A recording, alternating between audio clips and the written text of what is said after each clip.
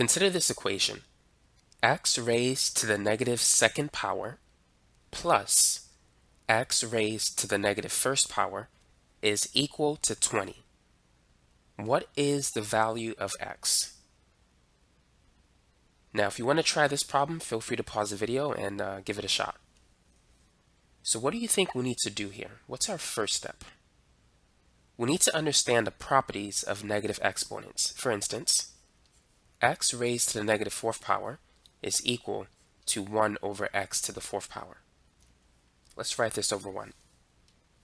When you move a variable from the numerator of a fraction to the denominator of the fraction, the exponent changes sign. In this case, it changes from negative 4 to positive 4.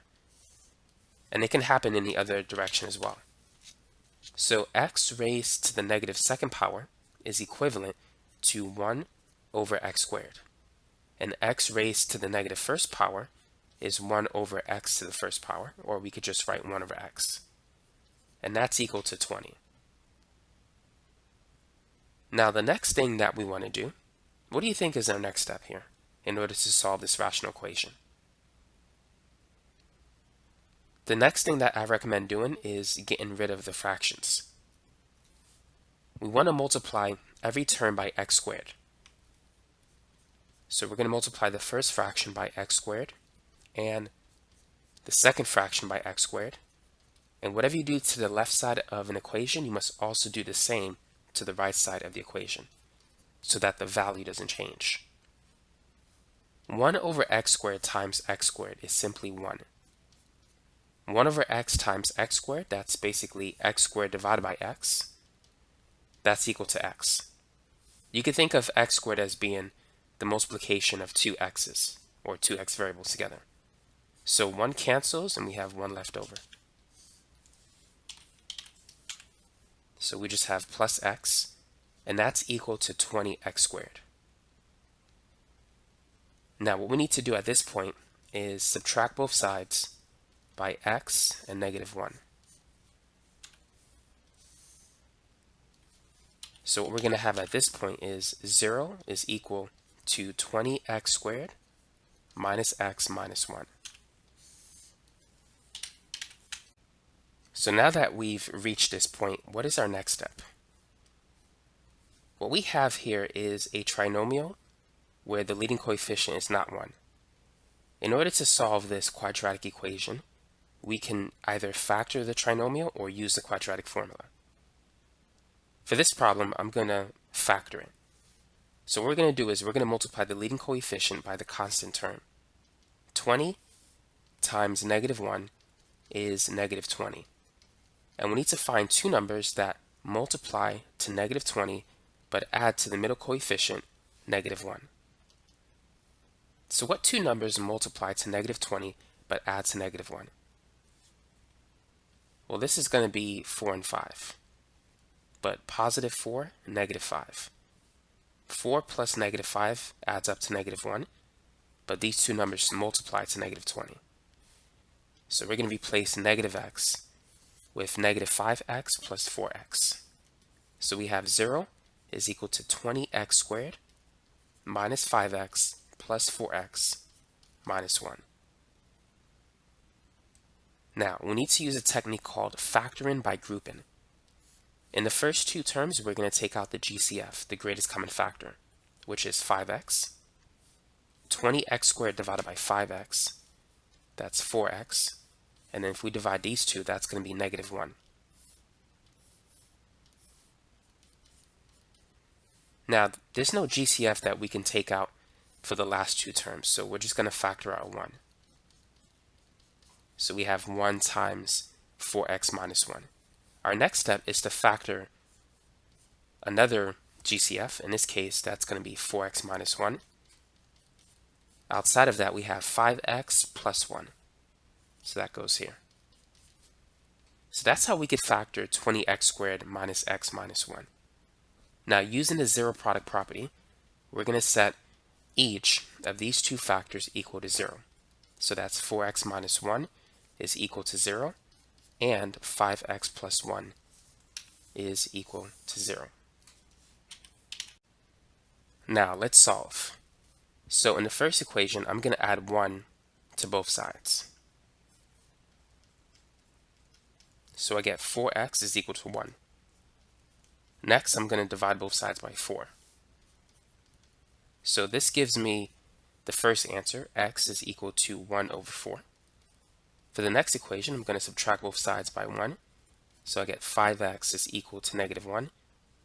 And then dividing both sides by 5. I have another potential answer, x is equal to negative 1 over 5. So now what we're going to do is we're going to check these two answers, because both of these values may be correct answers, or one of them might be correct, or none of them might be correct. So let's find out just to make sure. So here is the original equation. So let's start with 1 over 4. Let's replace x with that number. Now, what is 1 over 4 raised to the negative second power? Well, first, let's apply the negative exponent. To change the negative 2 into a positive 2, we need to move the 4 to the top. So basically, 1 over 4 becomes 4.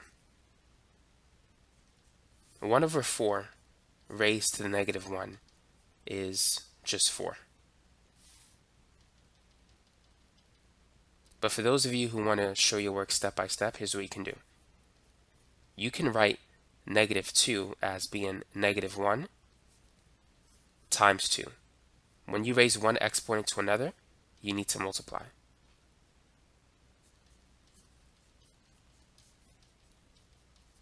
So now 1/4 raised to the negative 1 power is just 4. So we have 4 squared, and this is the same. That's going to be 4 again. And then 4 squared, or 4 times 4, that's 16. So we have 16 plus 4, which is 20. And so we could see that this is certainly one of the answers.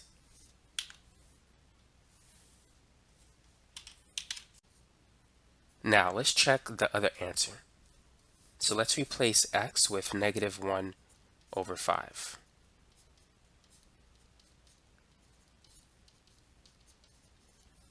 So we're going to follow the same process. We're going to break down negative 2 into negative 1 raised, or times 2.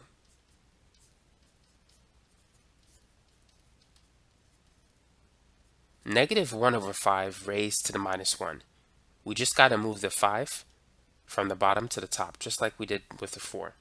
So negative 1 over 5 raised to the negative first power, that's going to be negative 5. So we have negative 5 squared plus another negative 5, and that's equal to 20. Negative 5 squared, that's negative 5 times negative 5, which is positive 25. And positive 25 plus negative 5 is 20. So we have 20 is equal to 20, which means this answer is correct as well. And so there's two answers to this problem. X could be positive 1 over 4 or negative 1 over 5.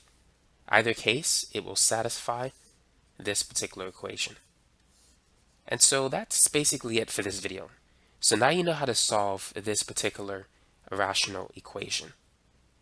Now for those of you who want more examples on solving rational equations, including some harder examples, what I'm going to do is I'm going to post a few links in the description section below of this video, so you can take a look at that when you get a chance, if you want more practice problems to work on. I don't know, maybe you have a test coming up or something. So feel free to take a look at that when you get a chance. And don't forget to subscribe to this channel if you haven't done so already. And if you're going to subscribe and hit that red button, don't forget to click on the notification bell as well. Otherwise, you may not receive any new videos that I'm going to be posting in the future. So thanks again for watching, and that's the end of this video.